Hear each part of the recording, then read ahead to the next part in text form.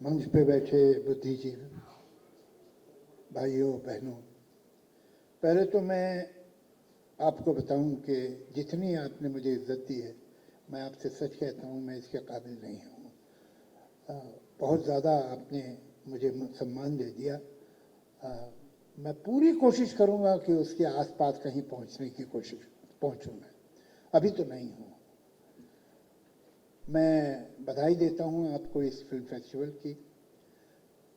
खुशी है लेकिन हैरत नहीं है। मैं पला बढ़ा लखनऊ में हूँ, अलीगढ़ में, भोपाल में, नॉर्थ इंडिया में था। हम लोग सब एक्चुअली कूप मंडूक होते हैं, अपने अपने कुएं में रहते हैं, और वही हम समझते हैं कि बस जो हमारा कल्चर है, हमारी भाषा है, जो हमारी लिटरेचर है, जो हमारा आर्ट है, बस वो है, बाकी तो क्या लोग जानते हैं। 20 साल का था जब मुंबई आया। मेरा पहला जो शौक था वो जब मैंने मराठी प्लेस देखे, मैं ज़मीन पर गिर गया। मैंने ऐसी कोई चीज़ कभी देखी ही नहीं थी। और धीरे धीरे महाराष्ट्र में रह के मेरी आंखें खुली और खुलती चली ही जा रही हैं। यहाँ महाराष्ट्र में जो इज्जत है कला की, वो शायद बंगाल में होगी, सुना है मैंने। लेकिन चाहे वो साहित्य हो, कविता हो, थिएटर हो, नृत्य हो, संगीत हो, एक आम इंसान उसकी इज्जत करता है, उसके बारे में सोचता है और उसे सम्मान देता है। ये बहुत उम्मीद की और बहुत आशा की बात है। हुआ यह है कि पिछले इतने वर्षों में ऐसा नहीं कि हमने कुछ किया ही नहीं। जब भारत आज़ाद हुआ तो सुई नहीं बनाता था, आज कहाँ पहुँच गया है। आप लोग याद करेंगे जो भी 50 साल की उम्र से ऊपर होंगे, कि हमारे घरों में अगर बहुत जो चीज़ मशीन होती थी तो एक बिजली की इस्त्री, एक मर्फी का रेडियो, एक छत पे उषा का फैन, बस खत्म। ये भी बड़े खाते पीते घरों में होता था। मिडिल क्लास तो कार के बारे में सोच भी नहीं सकती थी, जैसे आज मिडिल क्लास प्राइवेट प्लेन के बारे में नहीं सोचेगी। लेकिन हम कहाँ से कहाँ पहुँचे मटीरियली। लेकिन इस होड़ में, ये खुशहाली की और एफिलेंस की ट्रेन पकड़ने के चक्कर में हमारा बहुत सारा सामान प्लेटफॉर्म पे रह गया।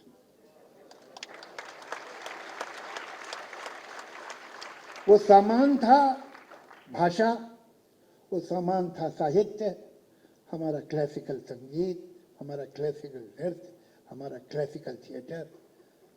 हमने वो सब छोड़ दिया, भूल गए। हमारी पुरानी जनरेशन ने हमको किसी तरह से बहला के, पुतला के, समझा के चीज़ें दी थी, लेकिन हमारे पास समय नहीं था उनके बारे में सोचने का और अगली पीढ़ी को देने का, तो कहाँ समय। हम कल्प्रेट हैं।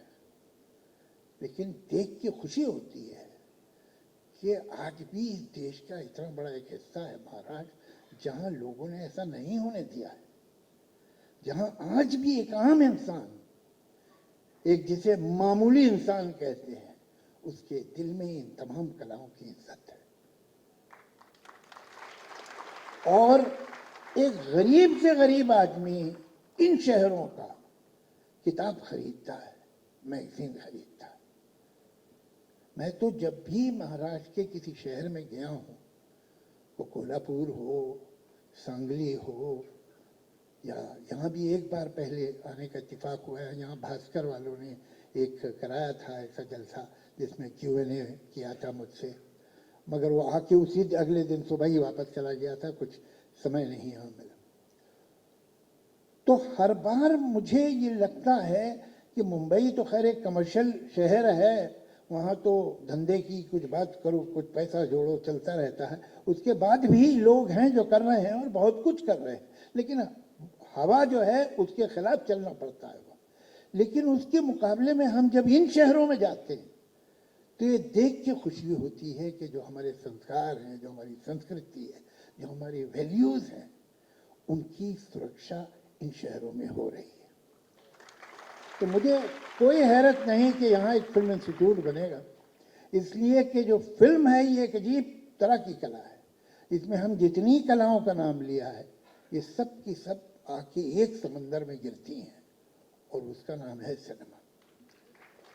वो चाहे संगीत हो, वो चाहे साहित्य हो, वो चाहे विजुअल आर्ट हो, चाहे ऑडियो आर्ट हो, किसी भी तरह की जो कला है, लिखना है, बोलना है, नृत्य है,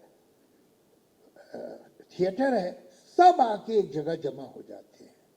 अब ये हम पर है कि हम इतनी पावरफुल चीज को किस तरह से इस्तेमाल करें। यहाँ जो दो डायरेक्टर बैठे हैं यंग, ये मैं समझता हूँ जो पहले के अच्छे डायरेक्टर रहे हैं उनसे एक कदम आगे हैं, और उसकी वजह हम लोगों ने पता नहीं क्यों एक बात मान ली थी कि या तो आप इंटरेस्टिंग हो सकते हैं या आप सेंसिबल हो सकते हैं, दोनों काम तो नहीं हो सकते। हमारे कमर्शियल सिनेमा ने बहुत देर तक हमें बात समझाई थी कि अगर सेंसिबल हुए तो फिर इंटरेस्टिंग नहीं रहोगे। ये वो लोग हैं जिन्होंने एक अपनी डगर नई निकाली है, दोनों डायरेक्टर। मैं इनकी बड़ी इज्जत करता हूँ, उम्र में भले मुझसे छोटे हो लेकिन काम में मुझसे आगे हैं, कि इन्होंने वो फिल्में बनाई हैं जो बात करती हैं, जो कहती हैं, लेकिन ऐसे कि हर आदमी सुनने को तैयार है। ये बड़ी बात। देखिए, हम लोगों की भी बड़ी तारीफ होती है कि भाई सलीम जावेद ने एंग्री यंग मैन की इमेज बनाई, और वो कंटेम्प्रेरी सेंसिबिलिटी थी, और उस वक्त के जो राइटर और नौजवान और जो कॉलेज और यूनिवर्सिटी कैंपस थे वो इसी तरह सोच रहे थे। मैं आपसे एक ऑनेस्ट कन्फेशन करता हूँ, हमको तो कुछ नहीं पता था ऐसा, हम बिल्कुल नहीं जानते। हमको ये नहीं पता था कि जो हम काम कर रहे हैं इसकी कोई भी सोशियो पॉलिटिकल सिग्निफिकेंस या रेलेवेंस है, हमको बिल्कुल नहीं पता। हमें कहानी अच्छी लग रही थी, कैरेक्टर अच्छा लग रहा था, हम लिख रहे थे। अब उसके ऊपर कैलिफोर्निया में भी और पेरिस में भी थीसिस लिखी गई हैं, ये हुआ वो माने निकाले गए जो हमें पता ही नहीं थे, तो ये सब हुआ। लेकिन मुझे इसकी खुशी है कि हमको नहीं पता था, ये बहुत अच्छी बात है। अच्छी बात यह है कि अगर हमें पता होता तो इसके मतलब है कि हम वो बनाते जो दूसरों की सोच, लेकिन हम उनसे अलग नहीं थे, हम उसी हवा में सांस ले रहे थे, हम उन्हीं में से एक थे या दो थे कहिए।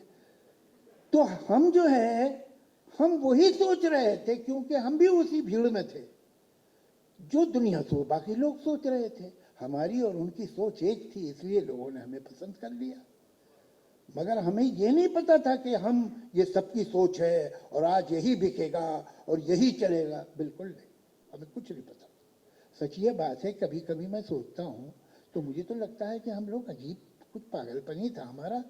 एक वक्त जब आप लोग, पता नहीं कितनों को याद होगा या कितने उस वक्त होश में थे, जब राजेश खन्ना का जमाना चल रहा है, रोमांटिक फिल्म चल रही हैं, जहाँ आर.डी. बर्मन और लक्ष्मीकांत प्यारेलाल के एल्बम देख के बाद एक हिट हो रहे हैं। एक नए राइटर आते हैं एक स्क्रिप्ट लेके जिसमें हीरो गाना ही नहीं गा रहा, जिसमें हीरो रोमांस ही नहीं कर रहा। यानी अगर शायद मुझे जितनी अकल आज है उतनी उस दिन होती तो मैं ना लिखता, अरे भाई ये कैसे चलेगा। मगर वो जुनून था, यंग एज थी, नहीं यही ठीक है और यही है तो हो गया। मगर हमने तो वाकई ये सोचे बिना और जाने बिना कि ये कुछ दुनिया को पसंद आ जाएगा या ये एक नया मोड़ है, ये एक नई बात है जो हम कह रहे हैं, ये है लोगों के मन की बात। हम मन की बात नहीं कर रहे थे, तो हमें तो जो ठीक लगा हमने लिख दिया, अब वो चल गया।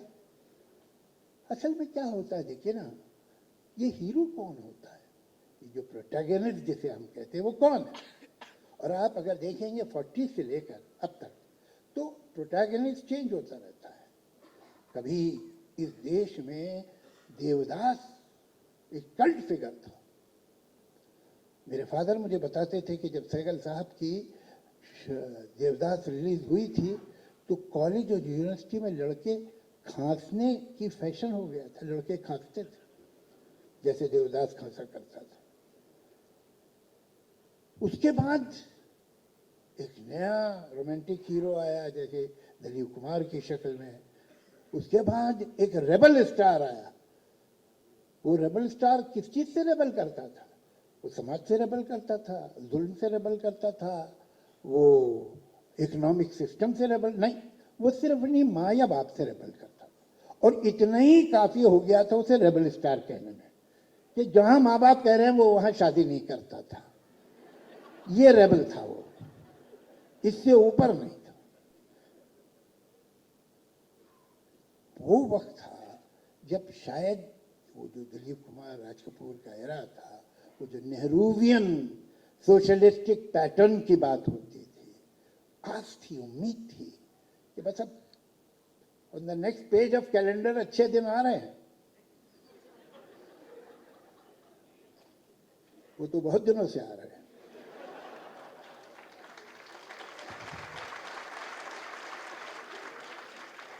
तो ये उम्मीद जो थी वो आदमी को रेबल पूरी तरह बनने नहीं देती। थोड़ी थोड़ी जंजीरें टूटी थी कि कम से कम घर से तो बगावत करो भाई। लेकिन जब इंसान का, एक आम आदमी का कानून पे, अदालत पे, इंसाफ पे भरोसा उठा, जब उसने एक्स्ट्रा कॉन्स्टिट्यूशनल फोर्सेस को उठते हुए देखा, तो आया एंग्री यंग मैन। ये इत्तेफाक है कि तो हम सोच, ये जो था ये विजिलांते, ये 1954 में नहीं आ सकता था। तब हमको ऐसा यकीन था कि अब जल्दी ठीक हो जाएगा सब कुछ। जब ये सपना टूटा, जब इमरजेंसी आई, जब ये तमाम चीजें हुई, उसमें से एक आदमी निकला जिसने कहा कि मैं अपना इंसाफ खुद ही कर लूंगा। ये हम सब के दिल में था। अब देखना है, ये तो हिस्ट्री है। अब हमारा प्रोटैगनिस्ट कौन है, कैसा है? आज जो इमेज है, इसलिए कि जो हीरो की इमेज है वो कंटेम्पररी मोरालिटी और कंटेम्पररी एस्पिरेशन को मिलके बनती है। ऐसा सही है और ऐसा होना चाहिए। इन दोनों को मिला लीजिए, कंटेम्पररी हीरो बन जाएगा। आज कौन है? मैं समझता हूं कि आज जो राइटर्स हैं उनके सामने बहुत बड़ा प्रॉब्लम है कि कैसे आदमी को आज का हीरो कहें, किस तरह से कहें, क्या कहें। ये कंफ्यूजन इसलिए है कि समाज में कंफ्यूजन है। जब समाज क्लियर होता है कि क्या गलत है और क्या सही है, तब आपको बड़े कैरेक्टर्स मिलते हैं कहानियों में। जब समाज ही तय न कर पाए कि क्या गलत है और क्या सही है, तो फिर बड़े कैरेक्टर नहीं बन पाते। किस्सा ये है कि एक जमाने में जिंदगी बड़ी सादा थी। अमीर लोग बुरे होते थे, गरीब लोग अच्छे होते थे कहानियों में। अब बात यह है कि हम सबके दिमाग में एक ही सवाल है, कौन बनेगा करोड़पति? तो अब हम अमीरों को बुरा नहीं दिखा सकते, हम तो खुद अमीर बनना चाहते हैं। तो हम बुरा किसको कहें? और जेल भी नहीं जाना चाहते। तो हमारे बड़ी बंधन है हम पर इस वक्त। और मैं समझता हूं कि ये जो यंग फिल्म मेकर हैं, इनका बड़ा इम्तिहान है कि आज आप किस तरह का चरित्र बना के पेश करेंगे और ये समाज किस चरित्र की पे वाह करेगा। अगर कोई फिल्म जिसमें एक आदमी एक औरत से कहे कि तू मेरे जूते चाट, अगर एक आदमी कहे कि एक औरत को थप्पड़ मार देने में क्या खराबी है, वो पिक्चर सुपर डुपर हिट हो, तो ये बड़ी खतरनाक बात है। मुझे लोग बहुत बोलते हैं, साहब आजकल कैसे गाने होने लगे? गाने तो 6-7-8 आदमी मिलके बनाते हैं। चोली के पीछे क्या है? एक आदमी ने लिखा था, 2 आदमी ने कंपोज किया था, दो लड़कियों ने उस पर डांस किया था, एक कैमरामैन ने शूट किया था, एक कोरियोग्राफर ने उसे अरेंज किया था। 8-9-10 लोग हो गए। ये 8-9-10 लोग थोड़ी प्रॉब्लम है। प्रॉब्लम यह है कि गाना समाज में सुपरहिट हो गया था।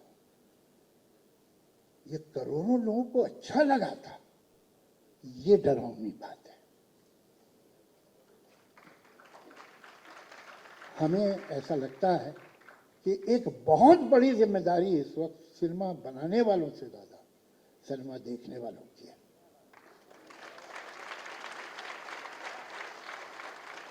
ये आपकी जिम्मेदारी है कि आप तय कीजिए कि कैसी फिल्में बनेंगी और कैसी फिल्में नहीं बनेंगी। हमारी फिल्मों में क्या संस्कार होंगे, क्या वैल्यूज होंगी, क्या मोरालिटी होगी और किसको आप रिजेक्ट करेंगे, ये फैसला आपको करना। बॉल जो है इस वक्त आपके कोर्ट में है। ये जैसे जो हमारे दो यहाँ बैठे हैं और भी हैं फिल्म मेकर, बहुत ज़्यादा नहीं हैं, उंगलियों पे गिने जा सकते हैं, बल्कि शायद एक दो उंगलियां ज़्यादा निकले, लेकिन हैं।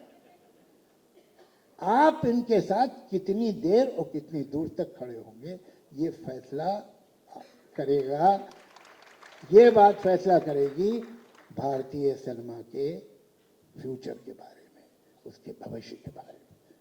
तो इसके बारे में सोचिए। Thank you.